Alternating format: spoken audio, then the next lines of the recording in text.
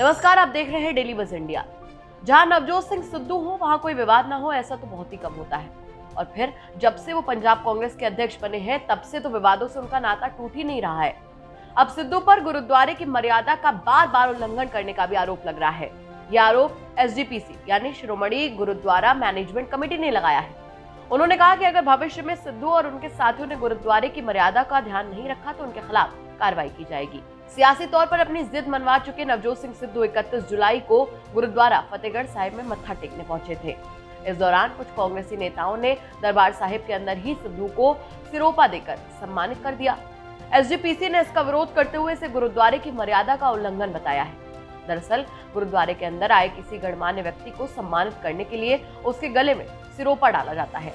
ये काम गुरुद्वारे में मौजूद ग्रंथी या फिर गुरुद्वारे के मैनेजमेंट से जुड़ा कोई व्यक्ति ही कर सकता है।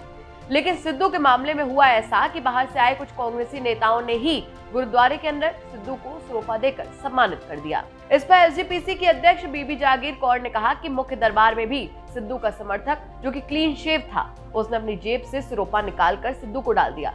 ये सिख परंपरा के खिलाफ है। उन्होंने कहा कि अगर सिद्धू को ऐसे ही सिरोपा डलवाना था तो वो गुरुद्वारे परिसर से बाहर भी सिरोपा डलवा सकते थे। गुरुद्वारे के मैनेजमेंट में दखल अंदाजी की गई। मैनेजमेंट का कहना है कि सिद्धू के गुरुद्वारे में मत्था टेकने के दौरान एक वीडियो भी सामने आया है। सिद्धू जब गुरुद्वारे में मत्था टेक रहे थे तो इस दौरान उनके बगल में एक बुजुर्ग भी आकर मत्था टेकने की कोशिश करता है, लेकिन वहां मौजूद पंजाब कांग्रेस के कार्यकर्ताओं ने उस बुजुर्ग को पीछे खींच लिया।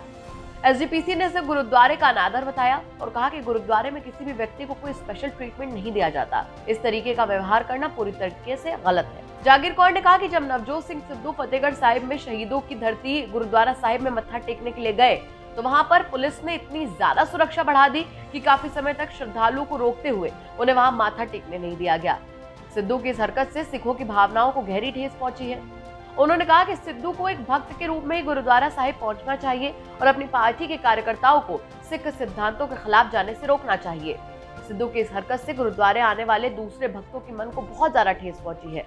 सिद्धू को इस बात का ख्याल रखना चाहिए। वहीं हरियाणा के कुरुक्षेत्र में RSS यानी कि राष्ट्रीय स्वयं सेवक संघ के कार्यकर्ताओं की तरफ से सिख धर्म के लेखों का अपमान करने पर SGPC ने सख्त नोटिस लिया है। उन्होंने कहा कि RSS के लोग सिखों को भड़काने की कोशिश कर रहे हैं, जो कि सहन नहीं किया जाएगा। जागीर कौर ने कहा कि RSS को कोई अधिकार नहीं है कि वो सिख धर्म के लेखों को मजाक के रूप में ले और सिखों की भावनाओं को ठेस पहुंचाने की कोशिश करे।